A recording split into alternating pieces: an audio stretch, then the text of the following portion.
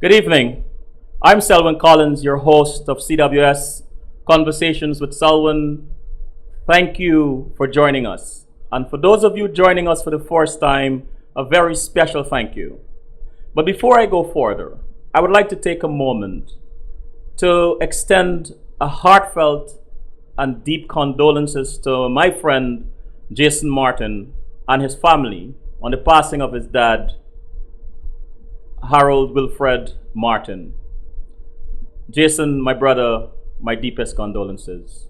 You're indeed a very good friend, and I wish you and your family all the best through this grievous time. And I want to say to those of you joining us for the first time, CWS is about having conversations with people about their journeys and how are they using their gifts and talents to help others. How are they contributing in a positive way to humanity? In that, I'm always looking for someone or for people doing extraordinary things, especially ordinary people. Because to me, everyone has a story. And wherever there is success, which I love, but I also look for challenges and how they overcome or they overcame their challenges, because that to me speaks volume as to the character of the person. It's talking about our challenges that best informs our listeners, our audience, could be our children, could be our family or relatives, but it is the getting up when we fall.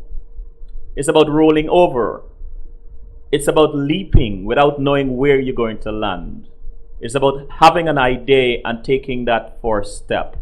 And even though it is said that the first step is the most important step, I kind of differ with that. It is important indeed, but I believe the most important step is the next step, because the next step never stops.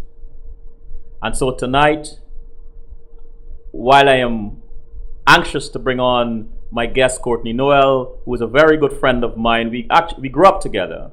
And to hear him tell his story, tell his journey, I must say to you, it is very important to follow your dreams. Very important to explore your ideas. Very important when you have an idea and you've decided to work on it, surround yourself with people who are positive, who can share your dream. They may not all understand your idea, but that's okay. It is not them understanding your idea that is most important. It's about them understanding you and having the courage to support you and encourage you. I'll take a break and I'll introduce you to Courtney Noel when I return.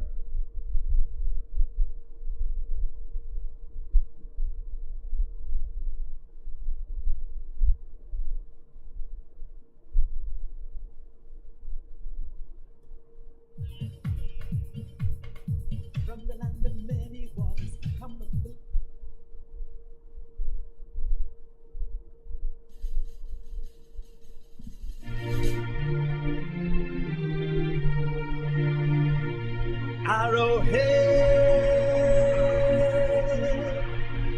I love not moving Arrowhead. I don't think you heard me. I said Arrowhead,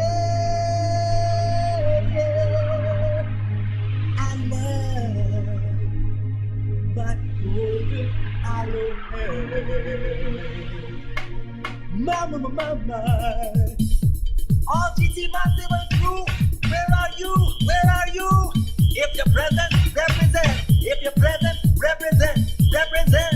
Sing out. From Guyana, mash it up. To Canada, mash it up. From Ituni, mash it up. To Miami, mash it up. From Boston, mash it up. To Brixton, mash it up. From Leghorn, mash it up. To London, mash it up. Hear them Arrowhead.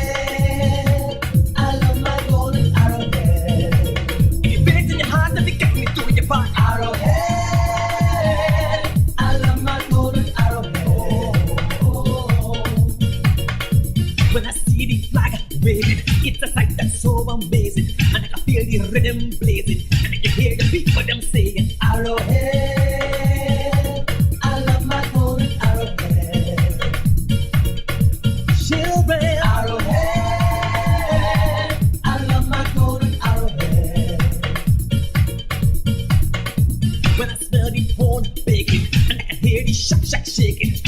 arrow and bird by faking. Road cap and brick was making. Arrowhead, I love my golden arrowhead. If you feel it in your heart, if you came into your part. Arrowhead, I love my golden arrowhead.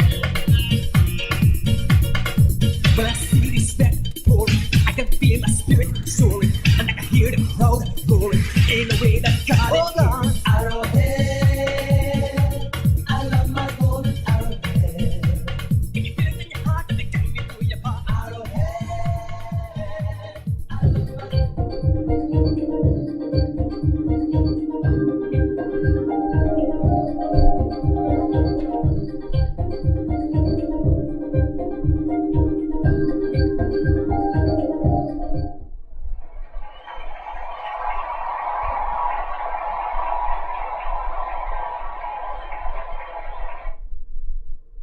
I am back. Good evening.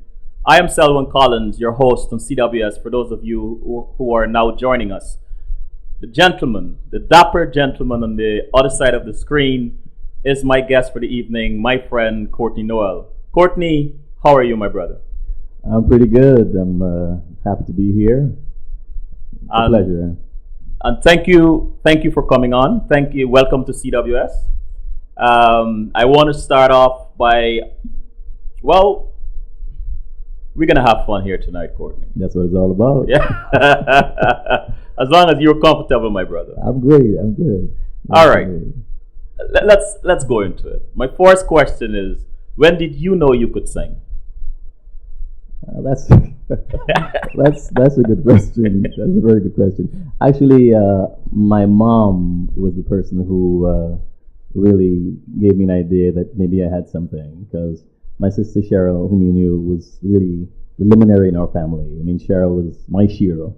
Mm-hmm. Cheryl sang, she danced, she ran track, and she still is an amazing multi-talented. Yeah. She was my hero. We were like twins, and we still are almost like twins. We're that close.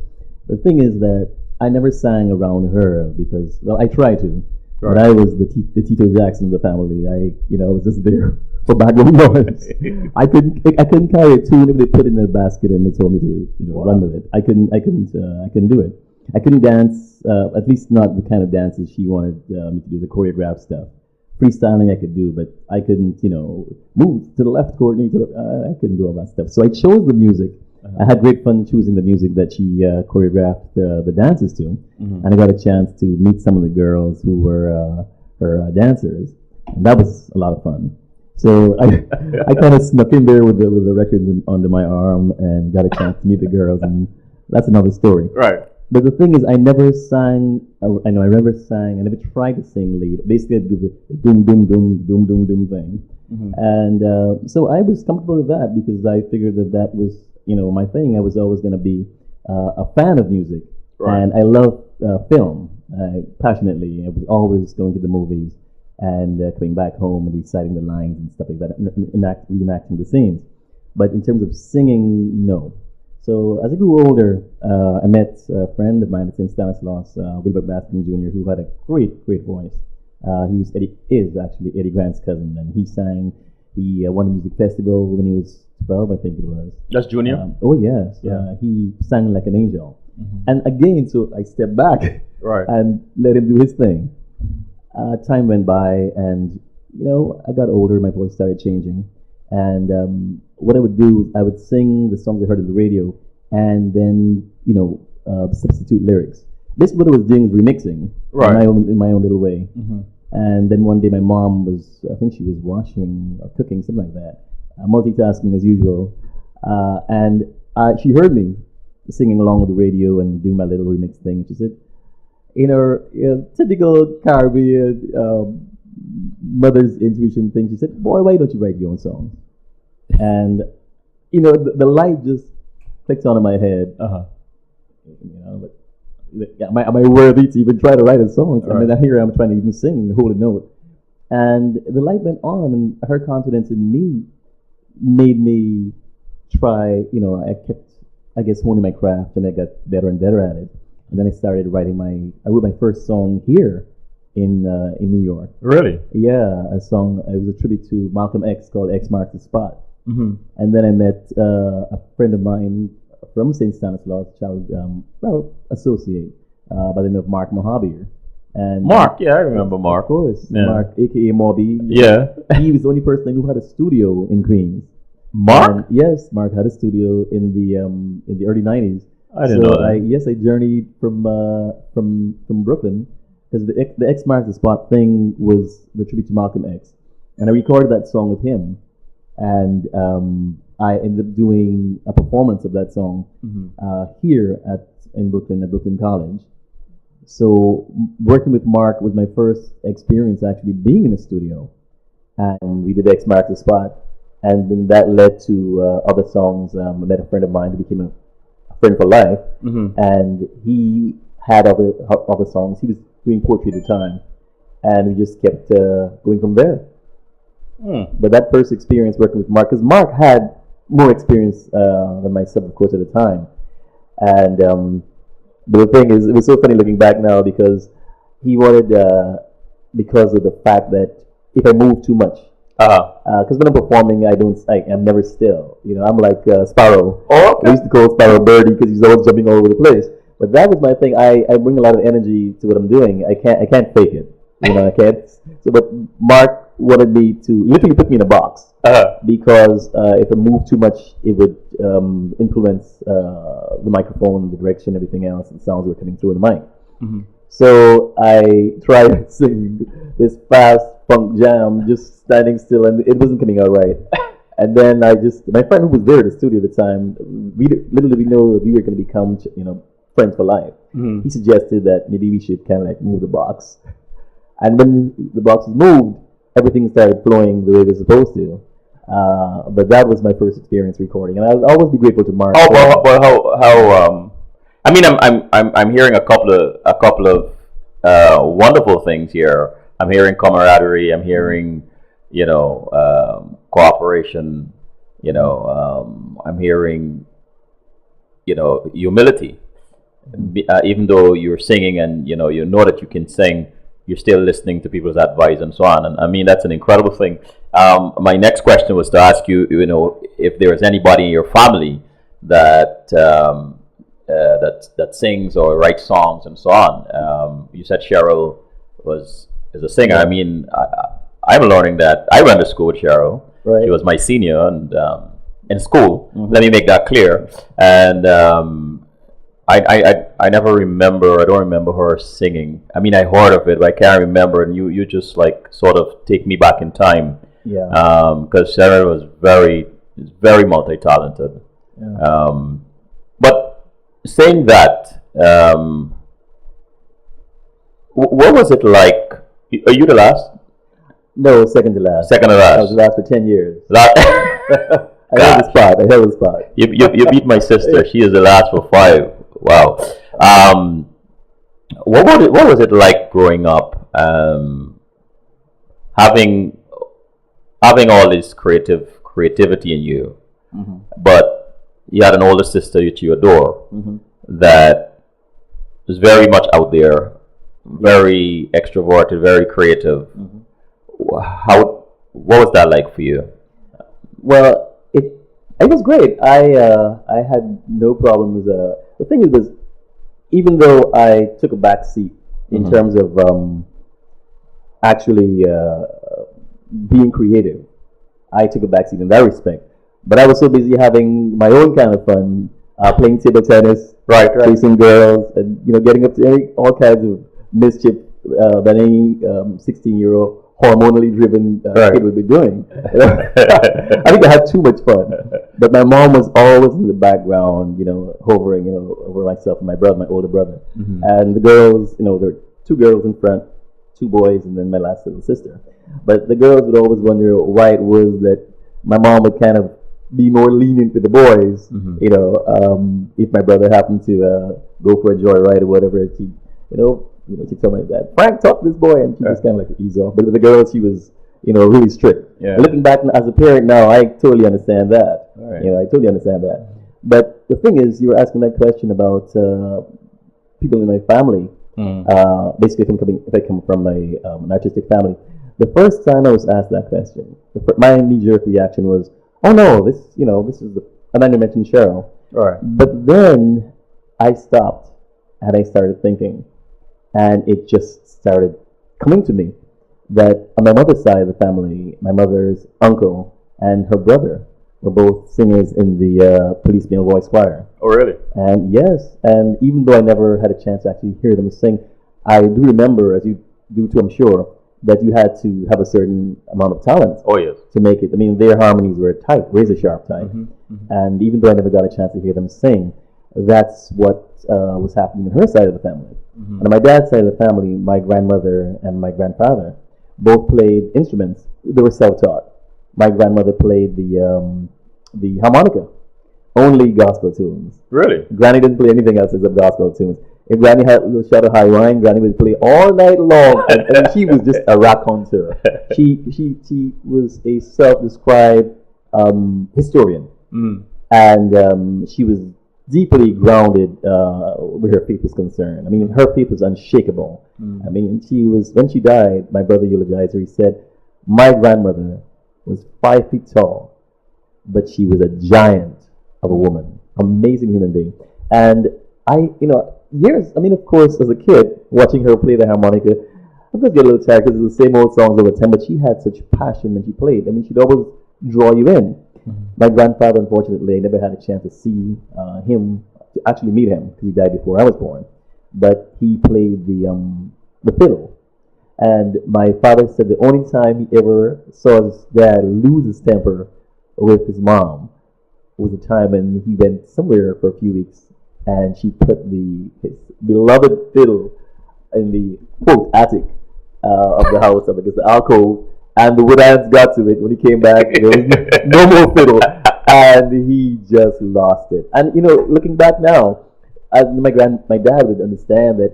I mean, his parents came from very humble beginnings. So, Right. I mean, the fiddle was, basically a luxury. So that fiddle was really designed to last basically forever, quote unquote. Now you got to find the money to buy a new fiddle, and you got to take care of the kids. And the kids were always paramount, in my dad's upbringing, where his parents were concerned. So it was like, so I don't think his dad ever bought another fiddle, but and his mom. So you have it in your genes. Yeah, Music. It would seem so, because now there's a new generation of individuals. My Cheryl's daughter is a wonderfully talented singer as well as Really? actress. Yes, singer actress, and my older sister Faye, her daughter Deidre, is an amazingly talented dancer, choreographer. What? Yeah, so I'm looking at my little daughter too, because I see in her what I was like at her age, and she's just this bundle of artistic energy. When it's shower time at night, it's a whole show in the shower. As George Benson said, show them all the beauty they possess inside, True right? enough. True enough. You mentioned your grandmother and her being 5 feet tall, as your brother eulogized her, and you listening to her as a child and hearing the same old tired songs over and over, Which I miss now. right? But one of the things you mentioned that clued me in is the passion. Yeah. And it's almost as if you were saying unconsciously that even if someone gets tired of it or the audience gets tired of it, the passion, the passion tames the audience. Well, I want to ask you this in your journey, in your career.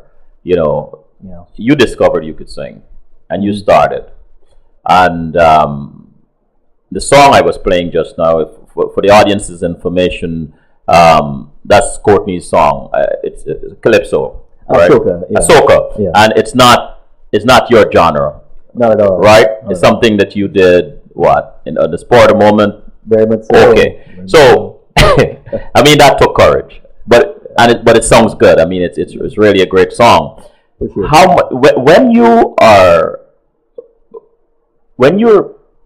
When you're venturing into something new or something different, and you have to rehearse, of course. I don't know who your audience is when you're rehearsing with your kids or whatever, but how much, as an artist, you believe passion is responsible for making sure or making or sort of encouraging the audience to listen? How important is passion in your craft? That I want. That's a good question. The first thing is, myself as the artist, I've got to believe it. To me, it's all telling a story, whether it's acting, singing, dancing. It's all telling a story, and I've got to believe that story first of all. With this particular song, Arrowhead, I wholly and completely believe that, because that's what was so easy, and that's what was so scary about it, because I love my country. And the song was actually written as a gift for my dad, who is one of the most patriotic people I've ever met. And it was a way of giving back to him for all the work that he put in, where our country is concerned, and the stories he told me growing up. This was really giving back to. This is paying the earth for me, to my roots. For my grandmother, who wasn't, of course, here to hear, but I feel the energy. When I'm on stage, they're all there. I can feel them, no matter how nervous I am. And I'm always nervous. It's about using that energy. Where the passion is concerned, I can't write a song, I can't sing a song if I don't feel it. To consciously sit down at a desk with that harsh, naked page in front of me and color in the lines with my thoughts, my dreams, my ideals, and to then give that to an unsuspecting, sometimes harsh audience to judge, to critique, pick it apart, or to love. It's a very difficult thing to do. It's very difficult, but it's. I always say this. I never chose this. This is what chose me. Right. This was there before I even got here. This is what I feel in the marrow of my bones. So to write a song like this, where it scared me. It scared me because of how it came so quickly. It came so quickly to my consciousness in the middle of Toronto, in the middle of Carabana, and it's just, wait a second, nobody ever wrote a song about the flag. I'm seeing my beautiful flag everywhere I look. And no one at that point had written a song about the flag itself, about the golden arrowhead, and how fortunate we are as Guyanese people to have a flag that has a name. I can name like maybe 4 or 5 countries whose flags have a name, at least that I know of. Maybe we've got Old Glory over here in the United States, and a few others. But to have a flag and to put that out there. I remember when Mark Anthony did that with a song about his country, the Puerto Rican flag. He put himself out there, but the song is now iconic. Right. And by the time I wasn't thinking about all that, I was just thinking, I've got to get this out of my system. And I left Carabana, went home, as the story goes, and I jumped into the tub, and I wrote the song. It just came gushing out. And of course, we were driving back from Canada, so I had some time when we got to Niagara Falls. Even more inspiration because I'm thinking of Kaieteur Falls. And I wasn't writing, the pen was just moving itself. So by the time we got to New York, I was ready to hit the studio. And that's when the fun really began, because it started occurring to me what I was biting off in a new genre that I never expected ever to be a part of. What was your greatest challenge writing that particular song? Nightmares of my old English teachers. I'd say Margaret and St. Stanislaus saying, "No, why did you put that there when you should have put that there?" The parentheses and the semicolons and all those things that are like instilled in you as a child. But I wanted to be true to the country with the facts and everything that are there. You put yourself out there. You put yourself way out there for a lot of criticism. And at the end, after doing all of that, I choked and I wasn't going to send the song. I wasn't going to release it. After all the work and all the nightmares and everything else, because the song went through a lot of incarnation. Why is that? Because it wasn't my milieu. It wasn't my genre. I'm an R&B pop singer, and that's what I was doing all the time. R&B pop. So here comes this soca thing, and Cheryl was a major part of this because when I started singing it, she loved the song. She loved the lyrics. She loved the arrangement, but she knew that I wasn't singing it the right way, quote unquote, for soca, because I was singing it very R&B, very pop, very properly. And with that beat that's coming at you, it's the wrong approach for that particular thing. When I see the flag waving, it's a sight that's so amazing. That's not for that. Right. When I see the flag waving, that's what you need. Right, and right. Cheryl said, "No, Courtney. See, in other words, you got to rough it up. You got to rough it up because you see, for me, I mean, I was a soca snob. I'll be the first to admit it, Right. because I always associated. I mean, I listened to it, but I was kind of as I say in Guyana, nice boy. I mean, I wasn't the whine and go down kind of guy. Right. I mean, I liked watching that Right. with the girls, but I was really the R&B moves and everything else. That was my thing. Not only the music, but the moves, the styles, the whole thing. And now here I am with a music that I associated with rubber shops and whatever, and people going down the road now whining and sweating. I mean, that's all good and fun, but it wasn't something I took very seriously. Mm-hmm. And it was a gift for me to get into this music because I really began to appreciate, the David Rudders and people. I mean, a song like Denise Plummer's "Now Leaving" touched me to my soul. Mm-hmm. I gave her a copy of Arrowhead, and I got a copy from her of "Now Leaving," and I met David Rudder. All of this was due to Arrowhead. Going to Toronto to perform when I did the song El Dorado, and then going to Suriname, Arrowhead got me to these places and brought me back to my country, and a lot of things happened. The year before Arrowhead was written, a few days before that, I nearly drowned. I was at Jones Beach, July 4th, 14 years ago. We're gonna get into that. We're gonna get into that. So I'll give you a chance to talk about that because there are so many threads that came out of what you just said, and I want to explore some of them. But I have to ask you, what does music mean to you? And the reason I'm asking you this question, listening to you talk about the evolution of Arrowhead, and the different challenges and the nightmares and all these things, and self-censoring, and then the doors that it opened. I have to ask you, what does music mean to you? Well, music, it's like breathing. I mean, I couldn't stop it even if I wanted to stop it. Ray Charles once said something that I've never forgotten. I mean, there have been many poetic, flowery descriptions of music, and people answering that question you just asked in extremely flowery terms. But Ray Charles, Brother Ray, he said something that I've never forgotten. He said, I sing every day. I sing every day, not because I want to sing, but because I need to sing. Wow. Yeah, it's like running water. I couldn't turn it off even if I wanted to. Yeah. But the thing is, how do you correlate that with living? How do you correlate that with, honey, did you put out the garbage? Right. How do you correlate that with, daddy, read me a story? Where is the line drawn? I mean, I think about this a lot because I look at the stories. I'm really a student of history, of the history of music, the history of the arts, entertainment, and the sacrifices that people like Quincy Jones made, sacrifice of the art, the marriages, the Marvin Gaye's, the drugs, the alcohol, the need to be able to match that high that you get in that stage.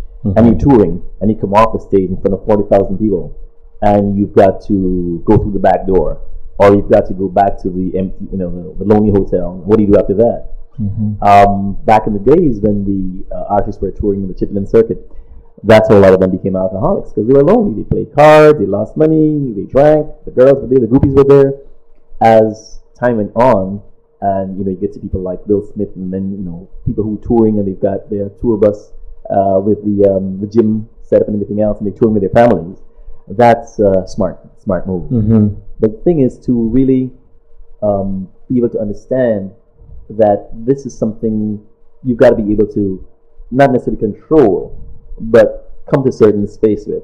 I mean, you got to go to work. You got to get up 9 to 5 and do your job, whatever. When you get to a point where you can do music, or if you're whatever artistic you're in, acting, dancing, whatever, on a 100% basis. Like they say, success is loving what you do. Success is doing what you love. And I was at a certain point really deeply in the culture of music, and I pulled back, started a family, wrote a screenplay, and eased back on the trigger. But now it's the the rebirth, the renaissance of me and the music and the arts. I'm back. So, Courtney, listening to you is like standing or walking around a buffet table with a milieu of wonderful and delightful dishes. Um, but I have to be disciplined and ask you certain questions. You spoke about pulling back and doing the families thing and starting your family and then now you're back. Yes. What does that feel like? Well, it's great because the fact is that when because my family was in Guyana and I was here and I was going back and forth until I brought them over here, but that part of me was always missing. It was always missing, and now I feel complete, especially with a daughter who is constantly surprising me, challenging me with her questions about music. I mean, one day I went to pick her up at school, and one of her classmates, I don't know if it was the hat or the sunglasses or whatever it was, but she turned to Aliana, my daughter, and said, "Aliana, your daddy looks like a singer." And my daughter turned to her and said, "He is!" Probably. I really fell over laughing because my son would have gone in a totally different direction. I said, Right. "Okay, Dad, let's just go down here." It gets embarrassing. But they're so similar and so different, and they always challenge me. But my daughter is, I can see it in her eyes. I can see that. I feel that this is where she's going to go. So let's see what life throws at me. Do they fit in? I mean, we're talking about them, but do they fit in or influence your creativity? Yes, yes. I wrote a song about my son for my son, and but I was a child is born. You're thinking, isn't she lovely? All that kind of stuff. It's Right. His daughter. You're thinking about the day you gave me a son, but baby face for his wife. I think of all those things. You think I gotta write a song for my son. This is such an emotional experience. I've gotta write a song. All right. And I looked at my son for about 6 months, and I said, okay, I'm looking at him, and I realized, you know what, I need to wait. I need to learn more about this child. As time went by, when he was about 1, the inspiration came, and I wrote a song for him, and he got to know this song so well because every time I would rock him to sleep on a rocking chair that I was rocked to sleep on when I was a child, I would rock him to sleep. I'd start singing this song. He knew the whole Pavlovian response. The reaction he knew it was bedtime. He knew it was bedtime, so he'd come and crawl up my knee, and I would bounce in my knee and sing his song to him. One day I was performing somewhere. I think there might have been one of the Matrimony shows. He must have been about 2, maybe not quite 2. And he was dozing. My wife was sleeping. She was up watching. It was live. And I came on and I started singing, and he woke up, looked at the screen, smiled, and then went back to sleep. He knew the voice. So now it's a little different because, How old is he now? he'd be 11 tomorrow, as a matter of fact. Happy birthday. Yeah, he'd be 11. Yes, indeed. And I'll tell him I convey it. Appreciate that. Yeah. My daughter is really into it.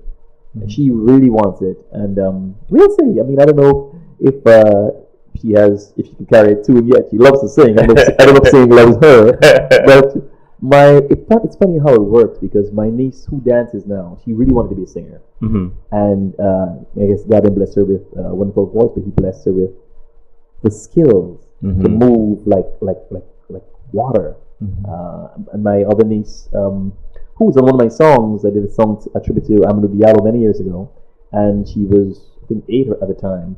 Now she's a singer in her own right, sings like an angel, and acts too. Really? Cheryl Dodia. So it's exciting for me because I know I've influenced them. Now they're influencing me. Now it's time for us to get together as a family and do something. One good time. I've got a few tricks in my sleeve. Yeah. I want to ask you a quick question before we take a break. What kinds of songs do you write? That's a good question. It's a simple question, but it's not a simple response. Uh, I'd say it runs the gamut. It runs the gamut because Uh-huh. it could be everything from well, I've done commercial jingles too, and from anything from HIV/AIDS to airlines, soft drinks. But for me, a song when I'm in that zone, I mean, I blank everything out, and it could be about love. It could be about loving someone deeply, and it's very hard to write a love song when we're going through heartbreak. Sure. It's very difficult. Um, but the thing is, I always say you go back to the time when you loved that person or somebody else. Uh huh. You could have a heartbreak situation with Mary, Right. but this song keeps coming to you all the time, and you realize it might not have been about Mary. It might have been about Jenny, Yes. 15 years ago, and it just crept Keep, into your keep, consciousness. keep calling names, Courtney. I'll be outed live, but the thing is, Mary and Jenny start calling me. But things happen, it Right. happens. And I remember I written a song, in my opinion, one of the best love songs ever written about someone that I love very deeply. And then the situation changed. So what do you do now? Do you and the song, there's a lot of reality in the song because it's actually telling the story of your relationship. Mm-hmm. And do you put that song out there, and because you no longer feel that way with the person, but I did love that person at the time I wrote that song. All right. Now here's the funny part: the next person you get involved with, she might not appreciate that you were there. The thing's no names. Right. No names in there. There's some folks who write songs with names, Michelle Marvel. That's gone on in history. Right. Oh Carol, I am but a fool. That's the history. I mean, who that Carol is, I think it was Carl. King, it might have been Carl King, but those individuals will always be remembered. Whenever they hear that song, no matter what happened between them and the songwriter, Right. whenever they hear that song, the radio is like, yeah, that's my song. Or anybody else whose name is Carol. You could be on that stage. Are there any Carols in the audience? Yay! Or one person, you sing the song for her. But I don't. You don't use names. No, only for my son. Of my son. Okay. The song about my son is called Brandon's Theme. Yeah.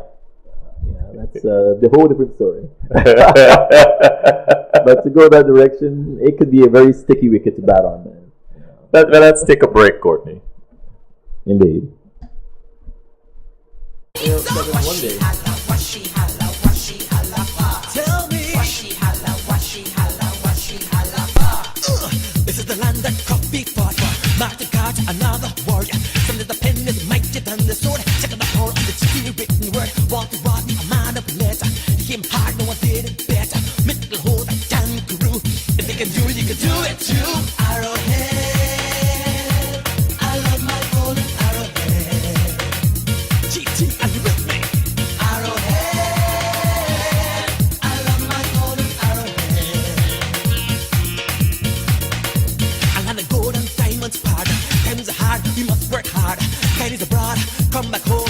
Come and see what's really going on. Don't believe all the things they tell you. You gotta line up them and sell you. Arrowhead, I love my golden arrowhead.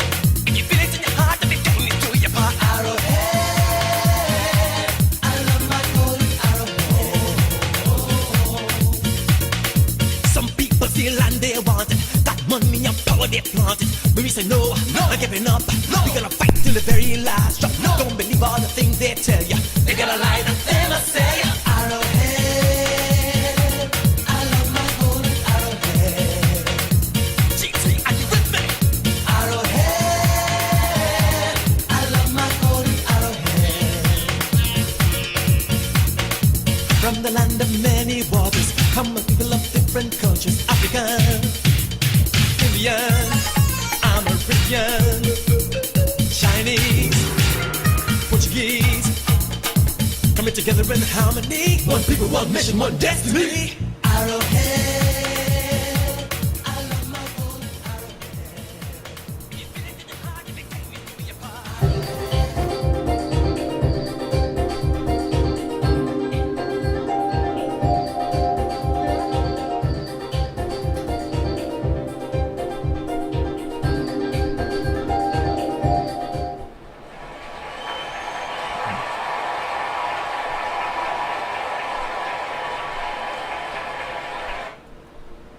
We are back with the wonderful and talented Courtney Noel. My friend, how are you holding up so far? Pretty good. I'm having a blast, man. This is fun. I'm really having fun listening to this. I mean, I'm hearing things that I never knew before, and it is always exciting to learn about things your friends do that that you don't know about. And that said, how would you describe the sound of your music? Well, it's a heady brew. A what? It's a heady brew. A heady brew. It's a heady brew because there's a lot of stuff going on there, and that has to do with the musicians who've influenced me over the years. I was very fortunate because my dad had this policy that on Sundays he played his music. Monday through Saturday, myself and my brother Roger and my older sister Faye and Cheryl, we'd play, our music. The Jackson 5, Roberta Flack, Earth, Wind and Fire. And I was being influenced not only by what I was listening to at the time, but also because of my older siblings' music. So I was able to, I got into Bob Marley, Natalie Cole. Natalie Cole. Yeah, my older sister loved Natalie Cole. But my dad, he had his own hand in influencing what I was listening to because he introduced me to the music of Barbra Streisand and Whitney Houston's mom, Cissy Houston, way before really Whitney was a gleam in her eye. Yes, because Cissy sang backup for Elvis Presley, and if you listen to the song "Suspicious Minds," that's Cissy and the Girls, Sweet Inspirations, her gospel group, all up in the background doing that, the background vocals for "Suspicious Minds." So she was really wonderfully talented individual. So I heard all this music, and I heard people like Sinatra, Count Basie, and Nat King Cole. These were all my father's influences. So on a Sunday, it was Dad's day, and looking back, I could understand that. I mean, the man's working Monday through Friday sometimes. Even Saturday, the man wants to power down and listen to his music. So we were, quote, forced to listen to his music. But the more we listened to the stuff, the more we got into it. The other day I saw my son doing the same thing. I was playing something. It might have been some old reggae music. And before I was playing something from back in the day, it might have been jazz. And he was like, oh, it's old music. But then he heard the reggae music. It was old reggae music. But he was just grooving to it, without even realizing he was nodding his head and whatnot. And I'm like, you see, son, you're enjoying it too. But these are the things that, and I grew up singing those songs and doing impressions of Nat King Cole, of Sinatra. That was fun for me, My father loved Louis Armstrong. And my mother said, what do you sing? I mean, he can't sing. Doing all that stuff like that. I did that stuff too as a kid. I play around and have fun. So how do songs come to you? It's maybe this will help a lot when I say this. I'm not a trained singer or songwriter. Right. Avis Joseph at Queen's College. I did a class with her one semester, and that was the only formal training I've ever had. And I'll always give her that respect because Avis is wonderfully talented herself, and she's influenced and guided so many individuals. Stuart Lamb is doing his thing in Canada because of Avis. Well, I've invited her to come on CWS at some point. She has to be here. I'm looking forward to that conversation. Believe me, so am I. Thanks for telling me, because I've got nothing but mad love and respect for Avis, and that's the only time I had any kind of formal training. I can't read or write music. I can read music, and I can't write music in terms of the learned way of doing things. Right. But I write and sing and produce a whole song by myself. Gotcha. Because I hear the music in my head, and I would sing the melody and sing the lyrics at the same time, and the music to someone who's playing. So it's a bit of digging for gold and diamonds, but we get it done, because all the songs you hear were written by myself. So. But what I'm trying to say is that it's not. That's why I know that this is not about me. This is something that is definitely the master's work. Because there's no way something greater than you. Oh, way greater than me. Because there's no way that I could have ever, done what I do without like I said, I move the pen, but it's God's writing the songs. Someone once said that they actually feel guilty sometimes about putting their name on the copyright because they know they didn't write that song. God wrote it. And some folks might think you're getting a little too spiritual, even though I personally don't think there's anything like too spiritual.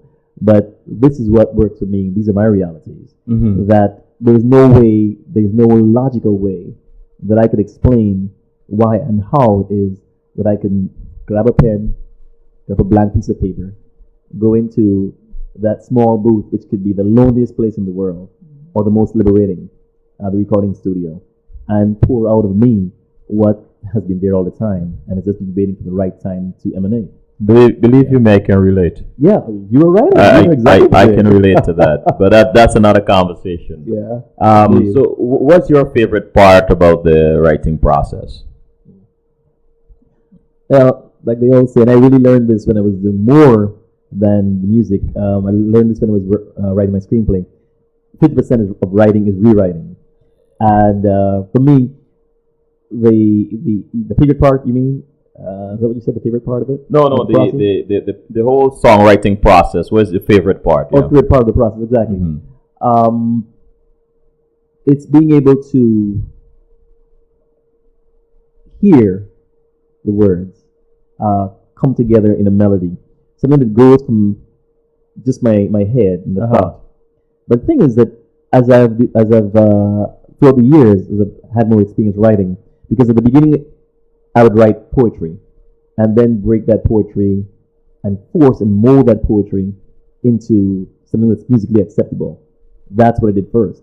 But now I realize that was the hard way to do it. Really? Oh yeah. For me now, it's everything comes. It just comes like it just rushes straight, like full blown from the head of Zeus. Well, that's interesting. It comes right off the bat. The chorus and everything. Everything comes straight up. I hear it like that. If you had a keyboard in here, right, and someone started playing whatever melody they're playing, I could write a song for that right there in the spot, in 50 minutes. That's what I'm able to write that way. If I hear music, right, words just come to me, but I never explored it. Yes, it's a you try. I never explored it. Words would just come to me just like that. I would just push it aside and say, well, I'm not the songwriter or anything like that. Is it fascinating? Well, see, any music. Yes, you could do it because that's something that never feels to surprise me. On the other hand, I just said that I could write something like that in 50 minutes, but sometimes it could take me 3 weeks to just settle on one word. Wow. Yeah, on one word. If the word should be belief, or if it should be faith, or how you play with the words. Sometimes you can go into a situation and you say, okay, I'll try to be clever here. I'll try to be a wordsmith. I'll try to be a John Lennon or whatever the case may be, and try to be clever with the words.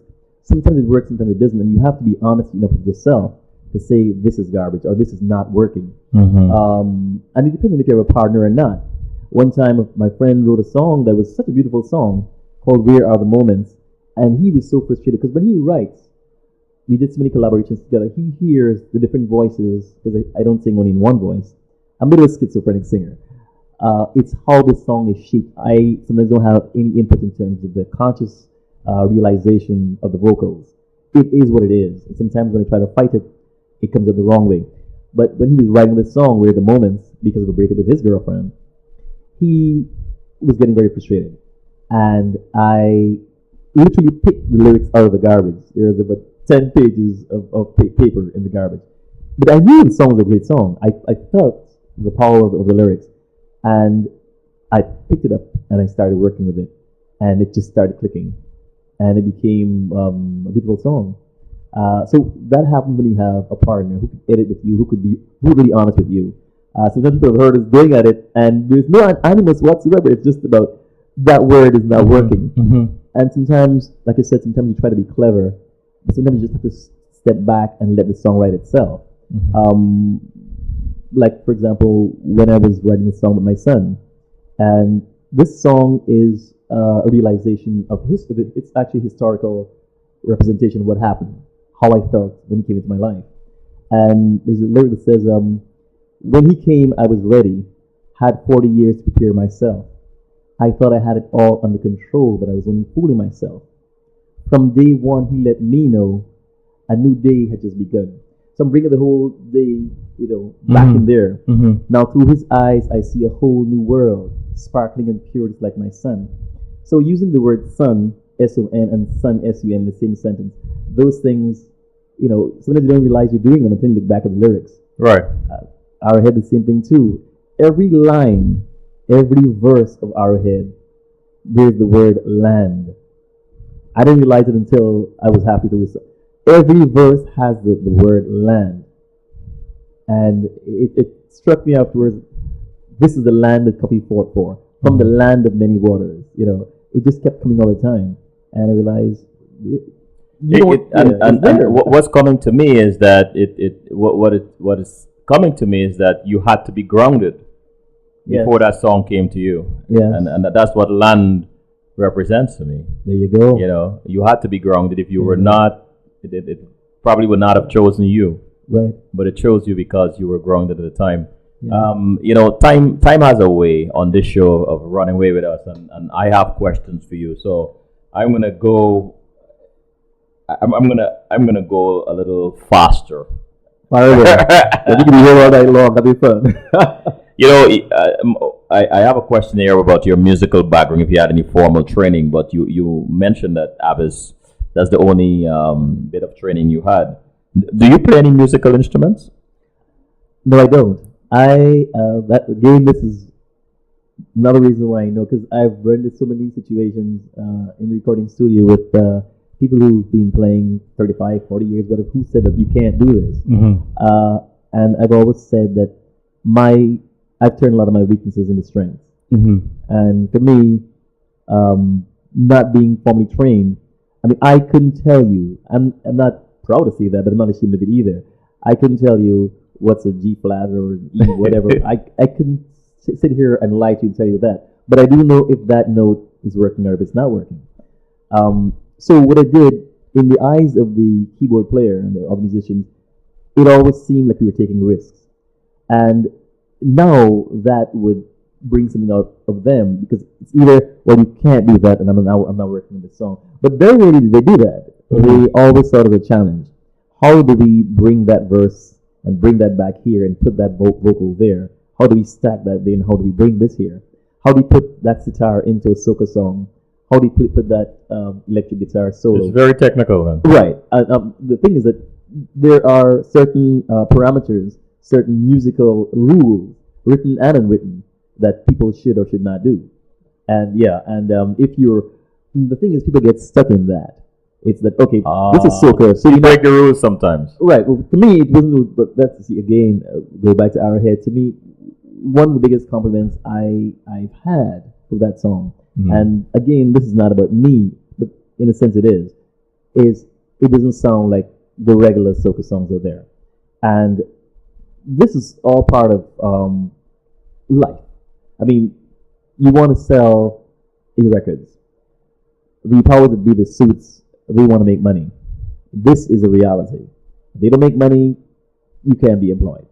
And this is the reality of the arts.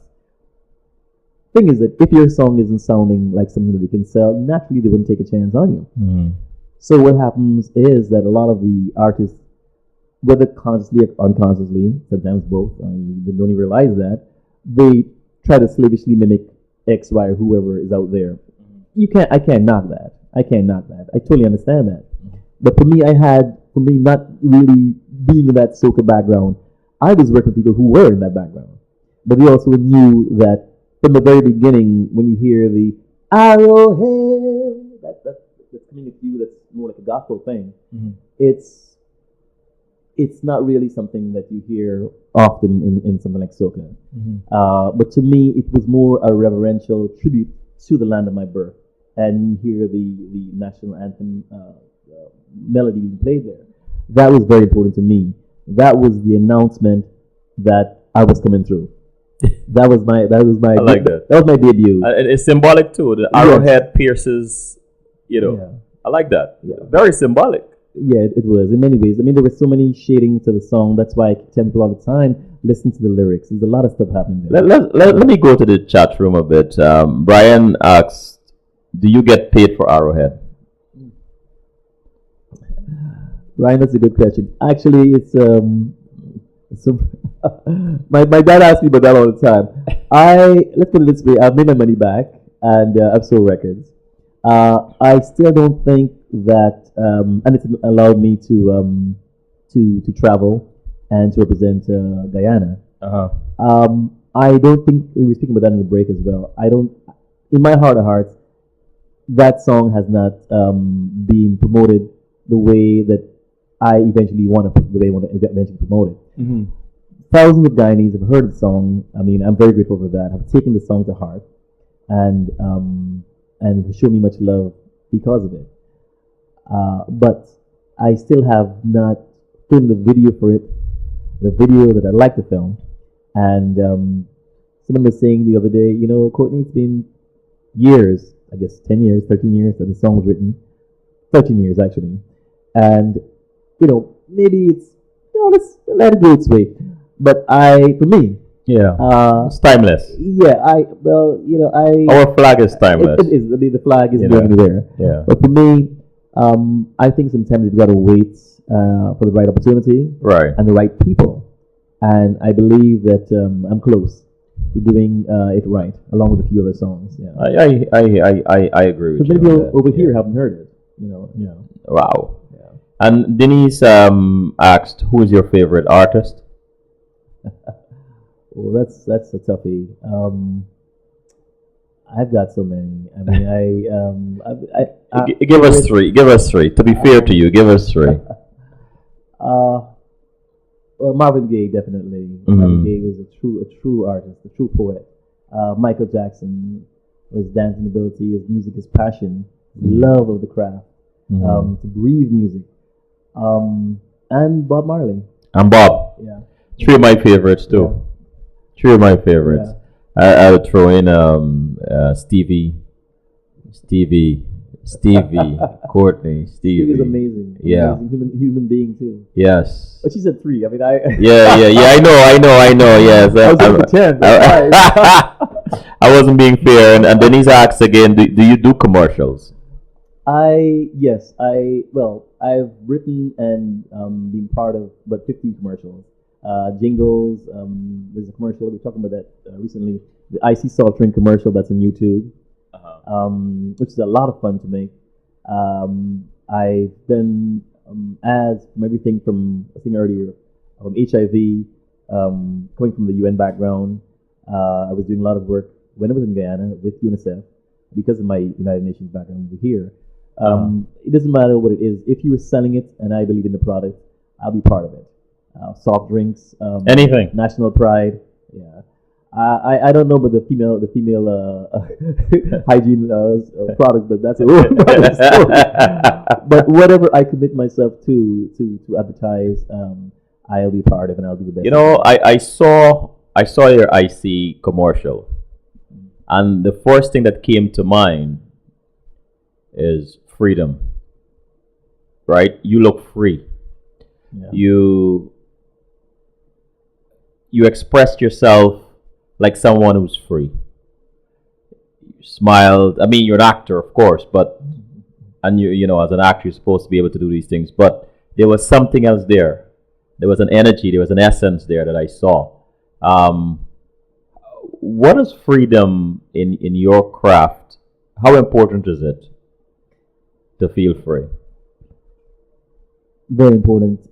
Bruce Lee once said something. By the way, one of my heroes as well. Mm-hmm. Once made a comment, and a lot of people were shocked because people think of Bruce Lee as what the martial arts. And he said something. He said his main goal in doing what he did, because he also read a lot of philosophy. He read a lot of philosophy, and he said the ability to express oneself honestly. That was what his goal was, to be able to let people, enable them to express themselves honestly. Honestly. And that's what performing is for me. That's why I can't just get on the stage and and go through the motions. because regardless of however I feel, Mhm. I performed with the flu. I performed places like Albion. Performed in, some places where someone forgot to bring the costumes. You got to improvise or whatever, and the people are waiting, and they came for a show. And you got to perform because sometimes when you go into the far-flung regions of Guyana or wherever you go, people might feel a bit okay. We want to make sure that we're not second class citizens or whatever. Not just because you're not from town. And you got to perform. And they come to see you, whether you got the flu or not. And when you're on that stage, you got to bring it. You got to bring it. You might get hurt. Right. Actually, you got to bring it sometimes even harder in the country than when you're in Georgetown, because you're not in your milieu, you're not in your comfort zone. Mhm. And wherever it is, whoever it is, whether it's 10 people or 10,000, it doesn't matter. You got to bring it hard all the time. That's my philosophy.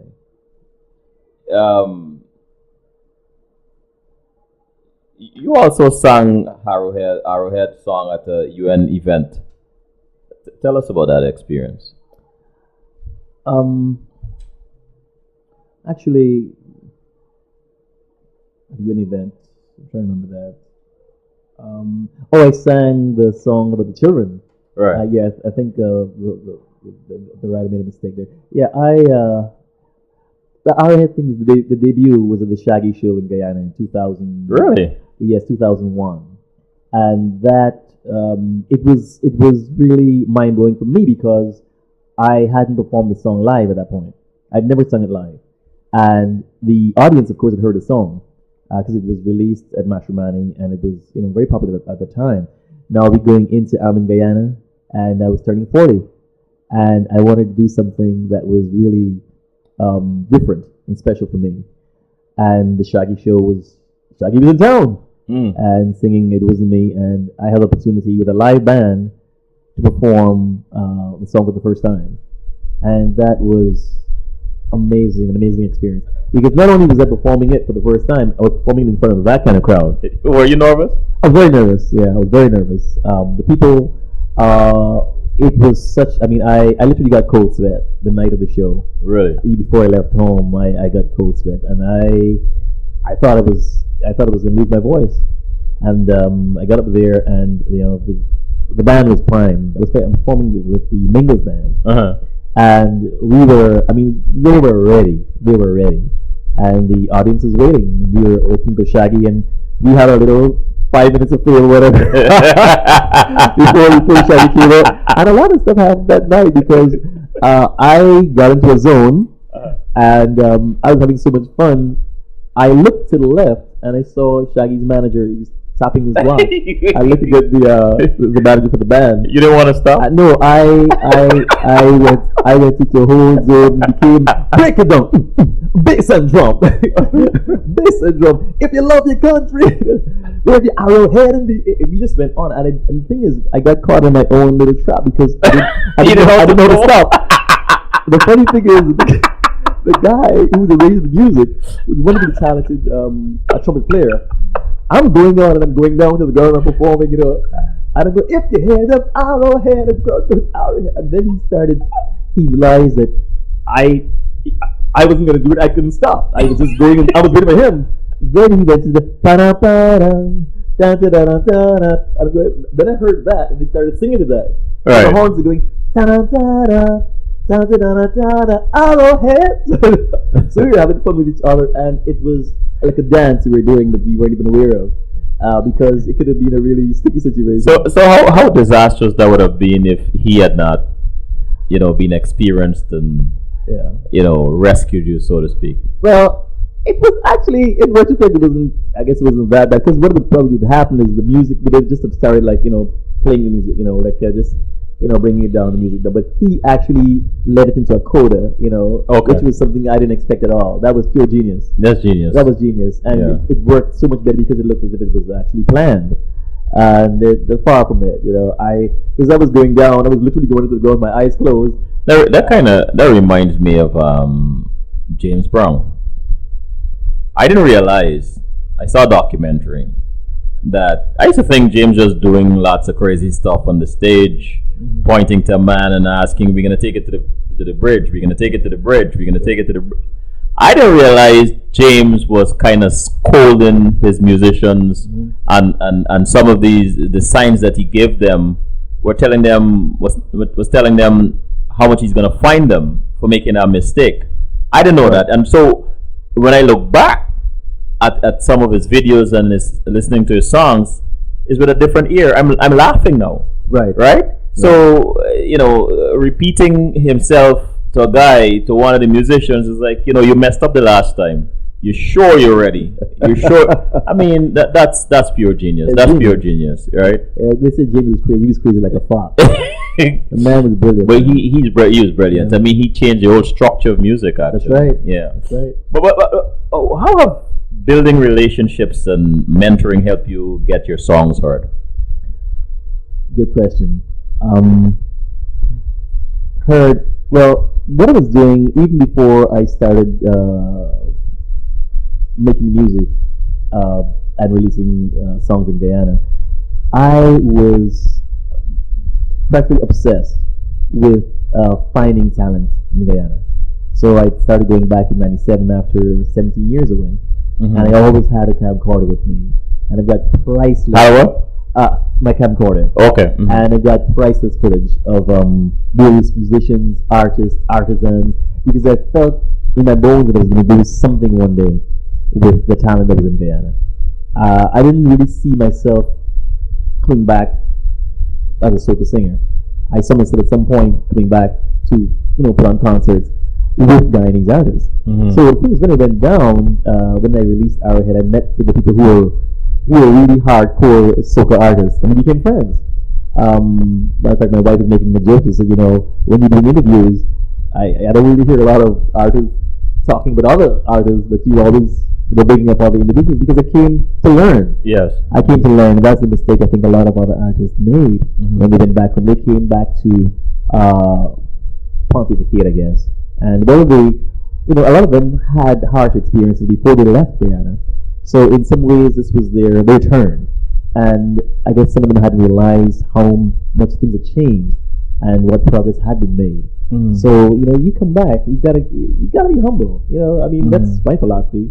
You gotta listen. So building relationships are very important. Definitely, and collaborations. There's this kind of leads me into, I guess, a screenplay, because a lot of the individuals whom I've met over the years, by the grace of God, will be part of that, because the idea is to showcase Guyana's talent, the artists, the panoramic vistas, and to let people know what Guyana is really all about, from my perspective, past, present, and possible future. And it's a bit of a whole lot, but then again, when haven't I done that? That's a good note to take a break. But let me ask Denise this question. She asked, does your son enjoy listening to you sing? I think my son is... I think he has mixed feelings about that. Right. I don't think he did. Because actually, I sang more around him in Guyana than I do now. And he's going to get ready for a whole lot of singing. my daughter, she just, at the drop of a hat, she wants me to sing. Actually, wrote a song. I eventually ended up writing a song with her too, called Chocolate Princess. So, yeah, but she knows by heart. Nice. I haven't recorded it yet. But I want to re-record the song I wrote about him, because I did a demo in Guyana. But right now, as he's gotten older, I think he's appreciating a bit more of who I am. And how serious I am about the craft of music. And he wants to be a scientist. A scientist? Yeah. Oh, that's good. That's like 360 degrees from where I am. Yeah. And he's much better at science than I was as a kid. So he's a serious kid, but in some ways. Yeah. But when he was younger, he was more extroverted. But I guess now he's stepping into the role of a big brother. He kind of he's kind of more watchful. Yeah. And so he's my boy. He's my son. He's the next one to carry my name. Yeah. A fact that I speak to him often about, his son. The reason I'm telling you these things is that you're the next one. Yeah.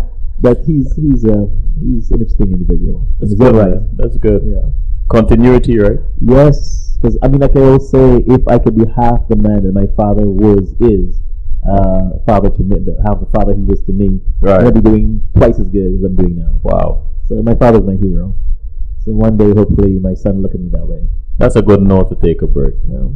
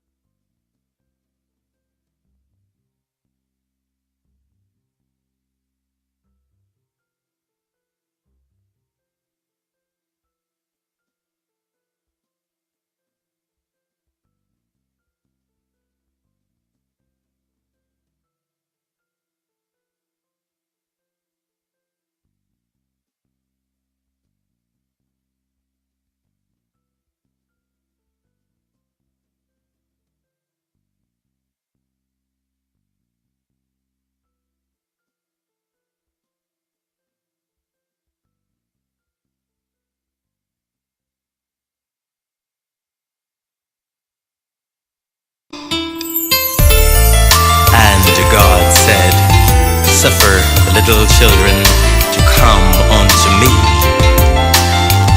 Every day more than 30,000 children around the world die of preventable diseases. More than 300,000 children are being used in war as child soldiers. Lord have mercy. A child should be loved. A child should be held. A child should be clean. A child shouldn't smell. A child shouldn't go to bed hungry at night. A child should be taught wrong from right. A child should learn to say thanks and please. A child shouldn't suffer from preventable disease. A child is a fruit that shouldn't be picked before it's time. To do that to a child should be classified a crime. Who speaks for the children? Who gives them a voice? Who stands up for the children? Who gives the children a choice? A child is a flower, let him bloom, let her grow. A child should have the right to just say no when asked to perform unspeakable acts. This is a time when elders shouldn't turn their backs. Just listen to a child, you might learn a thing or two, cause you never ever know what a child is going through. A child shouldn't be taught to kill or hate. I pray to the Lord that we're not too late. Who's for the children? Who gives them a voice? Who stands up for the children? Who gives the children a choice? A child shouldn't be bought or sold like cattle. A child should not be sent into battle. If a child is a mirror, a true reflection of our society, it's time to take action. Let's strip away the hate. Let's drop the phony act on the playground. Kids don't care about all that. They only care if you can play the game. Teamwork means we one and all the same. Who speaks for the children? Who gives them a voice? Who stands up for the children? Who gives the children a choice? When I hit a home run or I score.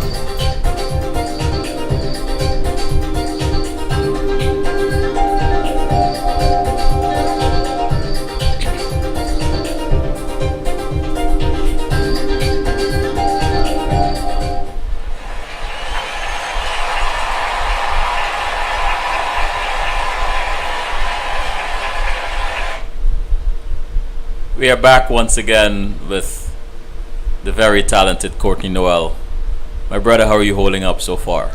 Good. I was just listening to the music and remembering the recording session and the story behind that and what was taking place as the song was being recorded. The tsunami had just hit.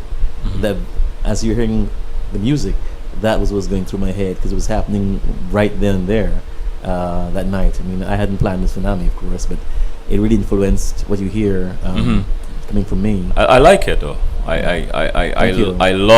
I love this song. I love the beat. I love the melody. I love the arrangement. This is beautiful, Courtney. Appreciate You know, it. congratulations. Thank you. Yeah, seriously, I really enjoy it. If you could go open up for any artist on tour right now, who would it be? That's a good question. That's a very good question. I love Maxwell. I love what Maxwell. I love what he does. When he first came out, I did a lot of promotions for the album because they didn't know what to do with him. Columbia had no idea we were selling the record for $6.99. So every time I bought a copy, I'd end up giving it to someone. So there are good memories there. Usher. I love how he's developing as an artist, what he's doing. Keeping R&B alive. Earth, Wind and Fire for old time's sake, and I could have a lot of fun with that because I sing some of these songs whenever I lose my voice and I want to test my voice to see if back with hitting those top notes, I sing Earth, Wind and Fire stuff, and and if I can't hit, then you sing My Favorite Reason. No, I'm craving your body. Is this real? Temperature's rising, I don't wanna feel. Courtney, I'm glad you weren't a singer when we were in high school, and as teenagers and we were adjusting for the girls. I'm so glad your voice weren't developed. Anyway, I try. Next conversation, right? Yeah. So you're also an actor. What kind of acting do you do? Well, I've acted. As a matter of fact, once I played Amadou Diallo. In the play, and that was based on the song I did about him. Right. Should get a copy to you. I've done that. Oh my goodness, it's kind of taking a back seat right now. Writing. But I mean, whatever I'm writing, I'm seeing the scenes in my head, and I'm enacting them. I'm enacting them. So I would act with a mirror or read the lines with someone else. But by the grace of God, I'll be doing some acting in the future in my own projects. Okay. And putting a little mini Spike Lee thing, and do a little cameo.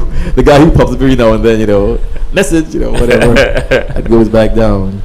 But that's something that's. That was my first passion. I never really saw the singing music. But commercial is acting now. Right. I mean, I've done commercials. Beer. It's. I never do it. For me, like I said, it's about telling a story, and it's about bringing it every time. I remember when I was doing the Amadou thing, I was actually literally crying.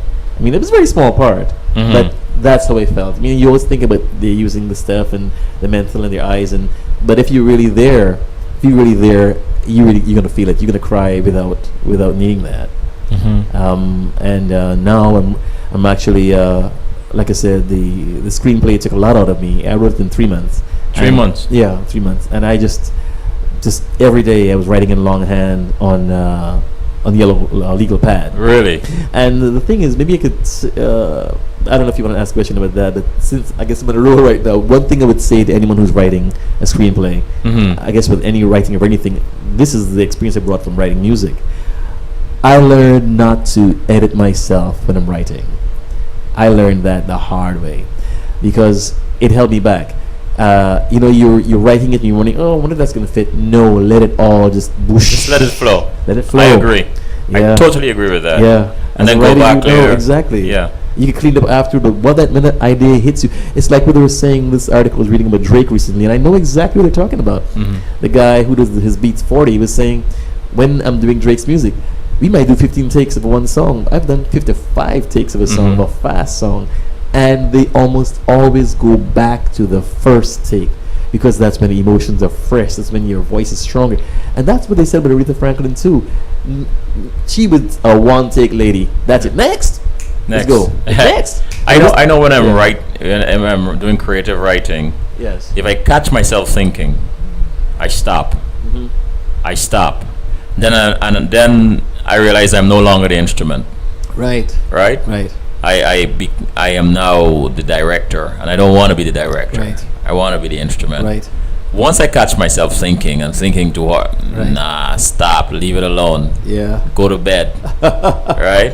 Have that pad right next to the Yes, bed. go to then jump up. Yes. I remember times, writing a short story and it's not coming. It's like, nah, you're forcing this, and then leave it alone, and you get up middle of the night. It's like, oh my gosh, it wouldn't stop. Yeah, There you go. You Yeah. see, that's the thing.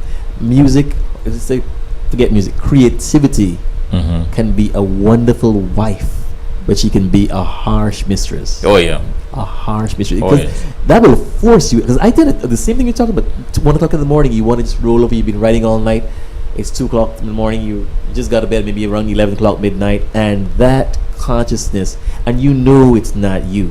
That consciousness will, and you want to just give in to the flesh and say, maybe you're lying next to someone, you want to hug that lady a little closer, or if you're by yourself, you just want to get that extra but sleep. You got it. You got it right. it's interesting, right? Because I'm, apart from being a creative, I'm also a technical. I write codes. I write software, Okay. and there you go. I have that personality of, well, I'm not gonna stop until I get it.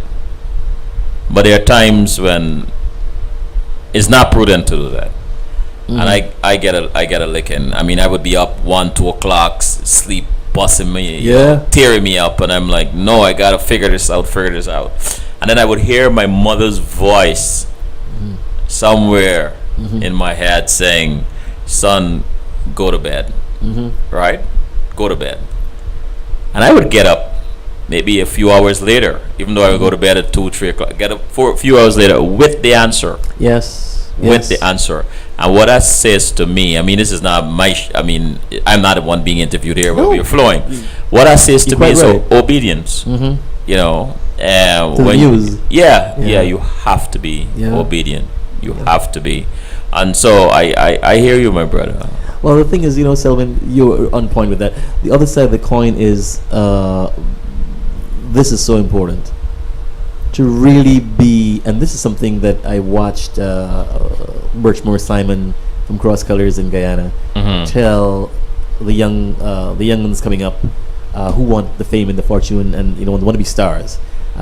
Kids 18, 16 years old with the dreams of glory in their eyes. And it's something he always said, and I completely agree. Be careful who you're around. In other words, break it down. Pick your girlfriends carefully, Yeah. because not everyone is gonna understand that. Yeah. Not everyone's gonna understand why you gotta go to Anna Regina for the weekend or whatever. They wonder if you got some girl out there or whatever. And be careful if that person really understands how important this is to you. If you, like Lauren Hill talked about it too. She said, people would ask her, what tricks or secrets that she has for them to become stars, and she'd say, if that's all you want to be in life, then you could be sorely disappointed. Yeah, forget it. Because it's about becoming, again, go to Bruce Lee, expressing yourself honestly. Honestly, yeah. If you can go into this thing just for the idea of making a buck, and conversely, they say the other thing too. Never tell someone it's not about the money. Right. Never tell an agent or a manager it's not about the money. If you say it's not just about the money, Right. I mean, that's one thing. Mm-hmm. But if someone's going to represent you and you're saying it's not about the money, they're not making the money either. The thing is, where do you find the line between artistry and commerce? Where do you find the line? And to me, what works for me, because you got to feed the family, if you get to the place of realization, it took me years to that point. I'm still learning. I mean, every day is a journey, every day is an adventure. If you get to the place where you accept, first of all, that this is not about you. This is not Preach, about brother. you. Yeah. I mean, I know you know what I'm talking about, because I'm preaching to the choir, but I'm also, of course, talking to the audience. Yeah. This is not about you. Whether you're an athlete, an artist, whatever it is that you do well, Yes. that you share with others out there in the ether, it doesn't matter. This goes beyond that audience in front of you who's paying $10 to see you. This goes way beyond that. This goes to the ones that came before you. This goes to your ancestors who sang on the slave ships, the ones who worked on the farms, the ones who sang, the ones who beat the drums so that others could understand what was happening in their lives. This goes way beyond you because this is the bloodline from which we came. This is deep stuff. So I take this responsibility very seriously. Whether I don't sell another record, whether whatever it is, this makes me happy. If someone says for the rest of their life that Arrowhead is something that needed a change in their lives, then I'm good, regardless of whatever happens, because I will be fine. But the thing is to know and understand that this, I didn't design this. After I'm gone, others will come about. And that's the thing that people get caught up with. It's about having that number one song that hit. What happens after that? You know, and if that's all you want, then you'll be sorely disappointed. That's where we've seen the trajectory before. The drugs, the alcohol, the depression, the frustration, because that's all they have. And unfortunately, that's all they've been taught and told. I, as well as yourself, I've been very blessed to have family that grounded me, family that taught me, my grandmother who showed me, expressed in her own way of living in her own humble surroundings, who God really was, and what he did for her in her life, and how minuscule we are. You know, like they say, if you want to make God laugh, just tell him your plans. Yes. Because this is bigger than us. You know, the artist in Africa is a very revered figure because he's the one, the griot, who tells the story of the history of the bloodline. You know, and then the next one comes along and passes on to the next one. It's not just but beating and, you know, drumming and dancing and having a good time, and that's but the end of it. It's only the beginning. They take this thing very, very seriously, as they should. First instrument, the drum in Africa. Some little black kid carving out something out of wood. Hit, all of a sudden you've got a sound. And it's a beautiful thing. And it's something that is part of us, our DNA. We couldn't stop doing this even if we wanted to. True. And now we look at what hip-hop has done in the world and what we have learned. Of course, the journey that's gone on, that's a whole different story by itself, but look at how our people have impacted in the world, and how not just people from Africa, but how it's been impacted upon the global village, where a kid from the Bronx goes to Japan and he's singing his hip-hop song, and they're singing that song word for word, note for note. You know, you talk about impact. I want to ask you a few questions, quick answer questions, because I'm saving a minute. No, because I want you to.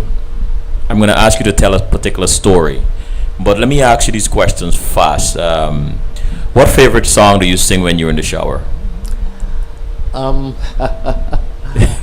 It's a good question. Probably Music Soul Child's Love.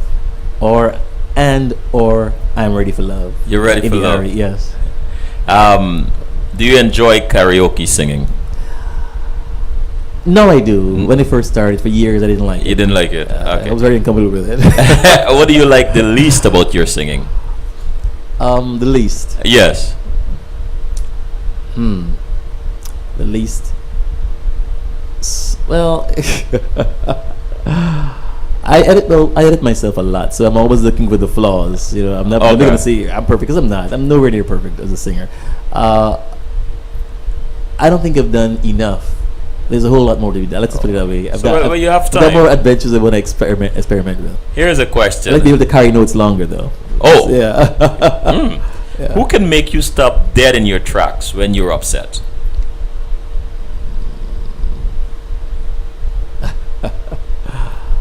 Probably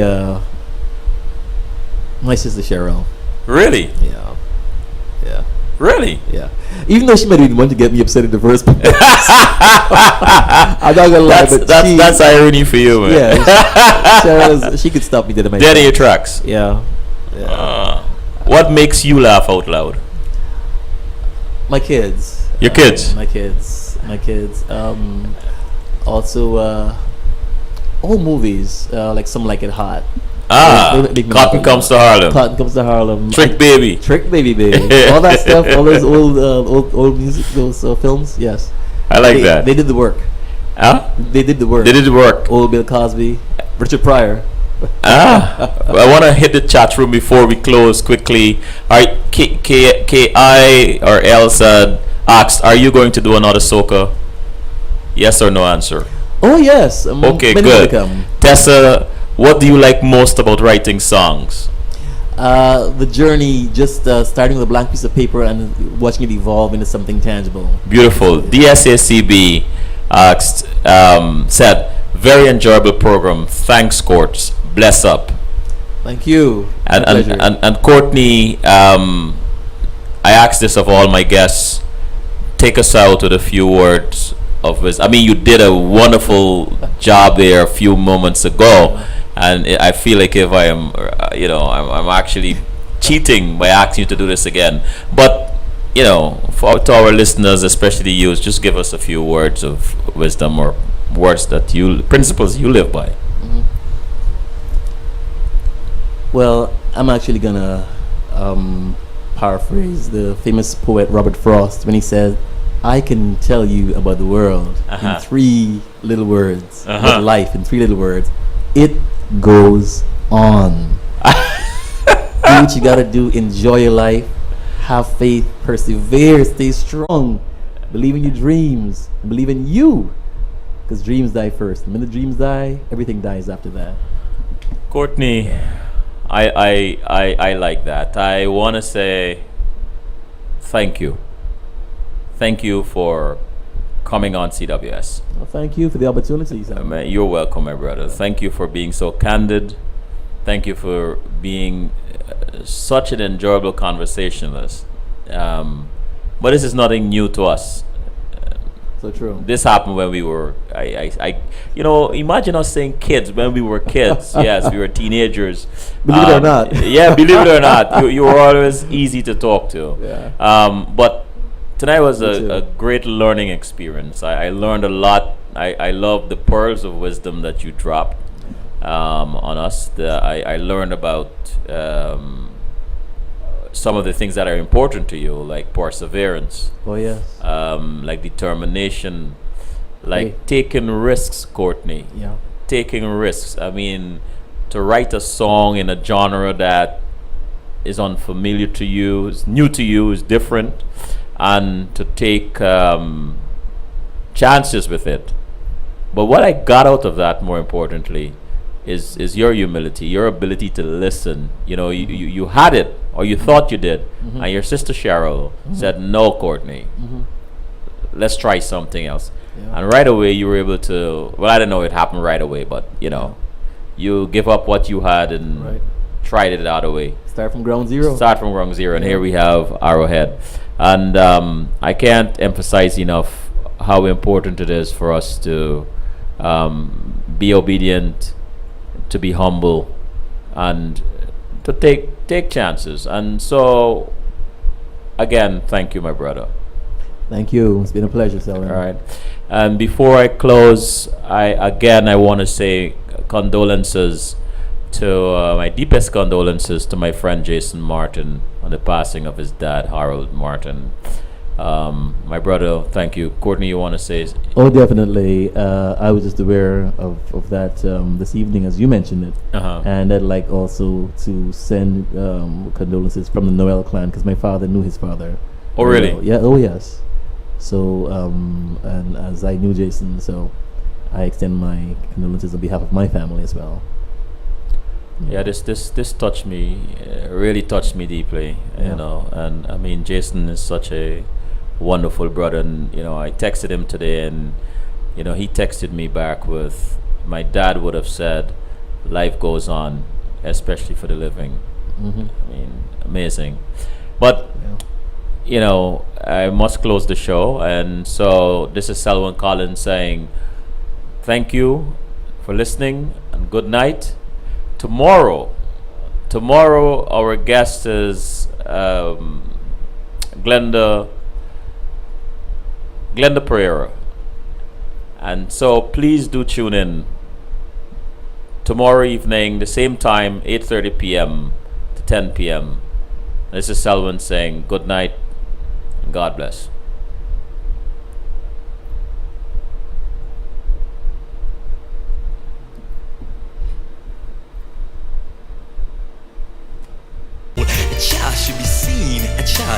heard. A child should believe you when you give your word. A child is a treasure we should never ever spend. A child is a teacher, a child is a friend. Now I leave you with a message of peace and love. A child is a blessing from the Father up above. Oh, who speaks for the children? Who gives them a voice? Who stands up for the children?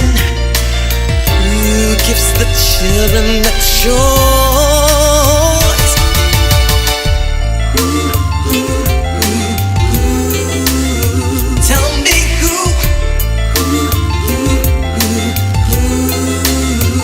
Tell me who? A child should be free.